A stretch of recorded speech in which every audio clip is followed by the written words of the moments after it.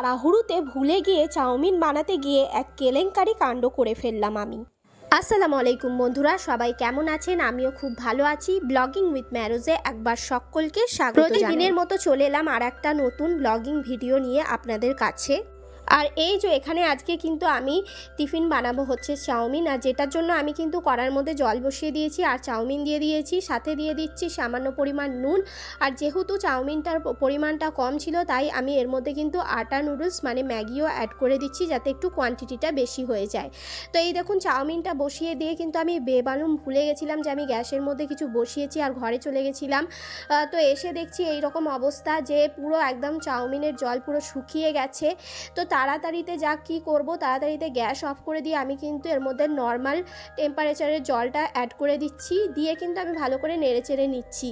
তো নেড়েচেড়ে নিয়ে কিন্তু এবার আমি এটাকে ছেঁকে নিচ্ছি। তো ছেঁকে নেওয়ার পরে কিন্তু দেখলাম যে খুব একটা কিন্তু খারাপ হয়নি। হ্যাঁ, নিচের দিকে একটু চাউমিনটা ধরে গিয়েছিল, কিন্তু যাকগে মানে ওপরওয়ালা বাঁচানেওয়ালা যে চাউমিনটা আমার নষ্ট হয়নি। হ্যাঁ, অনেকটা বেশি বয়েল হয়ে গেছে, সিদ্ধটা একটু বেশি হয়ে গেছে, তার জন্য আমি কিন্তু বেশি পরিমাণে ঠান্ডা জল দিয়ে কিন্তু আমি এটাকে ভালো করে ধুয়ে নিলাম। ধুয়ে নিয়ে জল ঝরাতে দিয়ে দিয়েছি।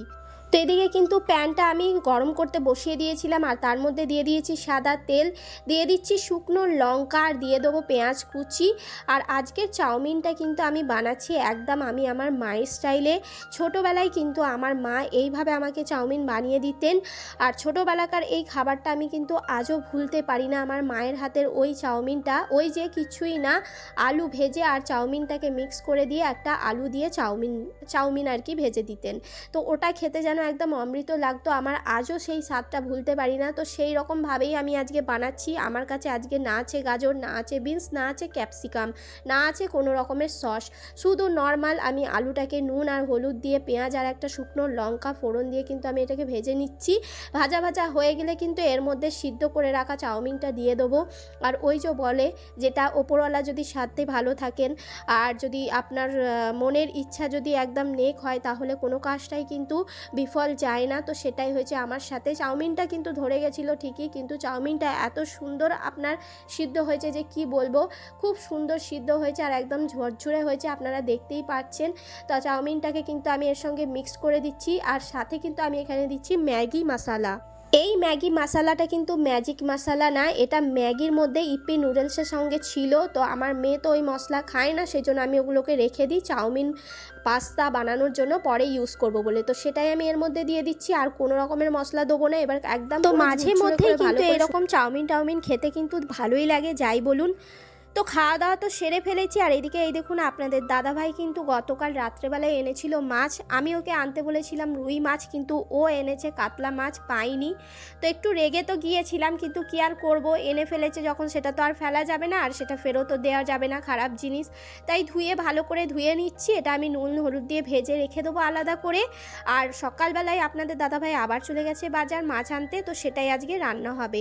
তো আজকে আমি রান্না করব কিন্তু একদম পাতলা করে মাছের ঝোল। তো এর জন্য কিন্তু এখানে আমি একটা কড়া বসিয়েছি আর কড়ার মধ্যে দিয়ে দেবো কিন্তু সাদা তেল দেওয়ার পর এর মধ্যে ফোড়নে আমি দেবো কালো জিরে দেওয়ার পর আমি এর মধ্যে দিয়ে দেবো পেঁয়াজ কুচি, দেবো একটা শুদ্ধ কাঁচা লঙ্কা, বেশি কিছু দেবো না। অনেক দিন ধরেই জানেন তো বন্ধুরা আমার খাবার ইচ্ছে যাচ্ছে এরকম হালকা পাতলা ঝোল, কিন্তু হয়ে উঠছে না আজকে। তাই ভেবেই আমি একদম করেই ফেলেছি, ঠিক করে ফেলেছি যে এই রান্নাটাই করব।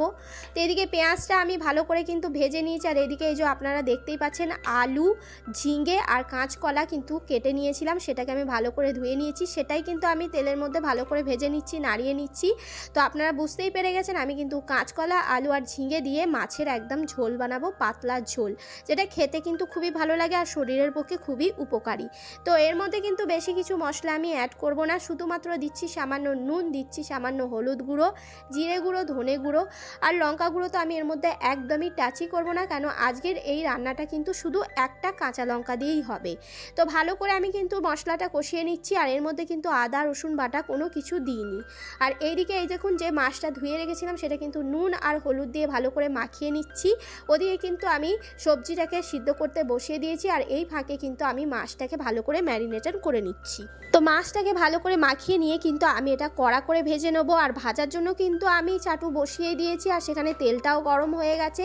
আর মাছগুলোকে কিন্তু আমি একে একে দিয়ে দিচ্ছি ভেজে রাখার জন্য। তো মাছগুলো ভেজে আমি তুলে রাখবো, আর ওদিকে কিন্তু আপনাদের দাদাভাই এলে কিন্তু আমি আরও মাছ আনতে দিয়েছি, সেটাকে ধুয়ে কিন্তু আবারও আমাকে ভেজে নিতে হবে। আর এদিকে এই দেখুন মাছগুলোকে একদম কড়া কড়া করে ভেজে নিয়েছি। এই কাতলা মাছ একটু কড়া করে ভেজে রাখলে কিন্তু ভালোই হয়। আর এই যে আপনাদের দাদাভাই নিয়ে চলে এসছে রুই মাছ, আমার পছন্দের মতো মাছ, রিং পিস করা। তো সেটাকেও কিন্তু আমি ভালো করে ধুয়ে নিয়েছি, আর একই সাথে কিন্তু সেটাকেও আমি ভেজে নিচ্ছি। আর এই যে 4 টুকরো মাছটা আপনারা দেখতে পাচ্ছেন, এটা আমি ফ্রিজে রেখে দেবো, আরেকদিন এটা দিয়ে আমি কিন্তু মাছের কালিয়া বানাবো। আর এদিকে এই মাছটাও আমার ভাজা হয়ে গেছে, আর এদিকে সবজিগুলোও আমার ভালো করে সিদ্ধ হয়ে গেছে। তো টমেটো কুচি দিতে ভুলে গেছিলাম, সেটা কিন্তু আমি পরে অ্যাড করে দিয়েছি। আর এদিকে এই যে মাছগুলো কড়া করে ভেজে নিয়েছি, সেটাও কিন্তু ঝোলের মধ্যে ফেলে দিচ্ছি, কেন আমার আলু সমস্ত যা যা সবজি ছিল, কলা, ঝিঙে সব কিন্তু ভালো করে গলে গেছে, সব কিন্তু ভালো করে সিদ্ধ হয়ে গেছে। তো মাছটা দেওয়ার পরে কিন্তু আমি ভালো করে ফুটিয়ে নেবো, ফুটিয়ে নিয়ে কিন্তু আমি এটাকে নামিয়ে নেবো। তো আজকের ব্লগিং ভিডিও আমি এখানেই শেষ করছি। আশা করছি আপনাদের সবাইদের ভালো লাগবে। যেমন আপনারা আন্তরিকতার সাথে ভালোবাসা দেন, সেইভাবেই আমাকে কমেন্ট করে যাবেন, লাইক, শেয়ার, আর যদি নতুন হন আমার চ্যানেলে তো সাবস্ক্রাইব করে যাবেন। Tata, bye bye.